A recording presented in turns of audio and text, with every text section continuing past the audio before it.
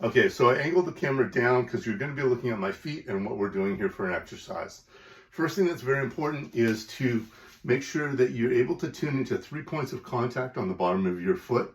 These make up what's considered a pyramid of support, so that then your knee and your hip can find its alignment on top of it. So that would be at the heel, base of the big toe, and then also at the base of the little toe. So you're going to start with your feet about shoulder width apart, and I want you to tune into those points, those 3 points in each foot. And as you tune into them, try and get an idea of how much pressure is going to the outside of the foot, how much is going to the inside of the foot. How much do you feel like your pressure is more on the front of the foot or on the back of the foot? These little exercises help you to be able to tune in and then fine tune things later. So once you have that, what we're now going to do, the first exercise is called foot corkscrew. And you're going to be pretending that you're going to turn your feet outward and bring your heels inward, so that it's a corkscrew motion like this with the feet. Now, you're not actually sliding your feet on the floor because of gravity and friction of your body and the bottom of your feet on the floor. You're simply bringing the heels in toward each other. And so the feet don't actually shift position, but what you should feel is a little rise in this medial arch on the inside of the foot. So what we want to do is pull those together, start with bringing those heels together and kind of wanting to turn the feet out gently till you feel that medial arch rise just a little bit. You're going to hold that for 5 seconds, feeling that rise and feeling some of that foot working. And then you're going to take 3 seconds to slowly let it relax and let your arch open up again.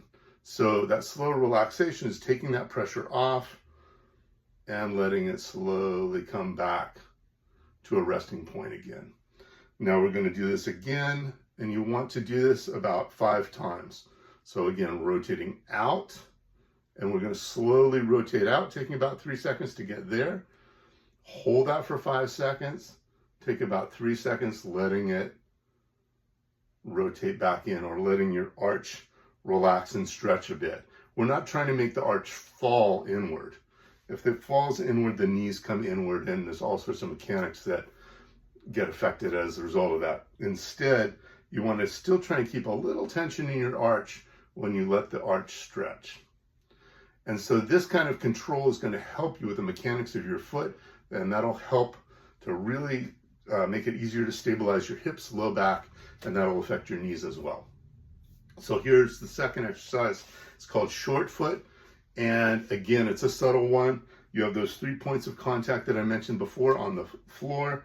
And all you're going to do is you're going to pretend that you're bringing those 3 points of contact together, like you're suctioning on the floor.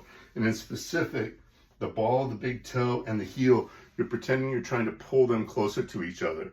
You do not want to grip with your feet, or rather with your toes when you're doing this.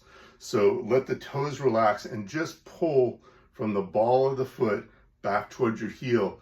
And you're going to feel the muscles in your calves start to work and fire and get a little bit tense.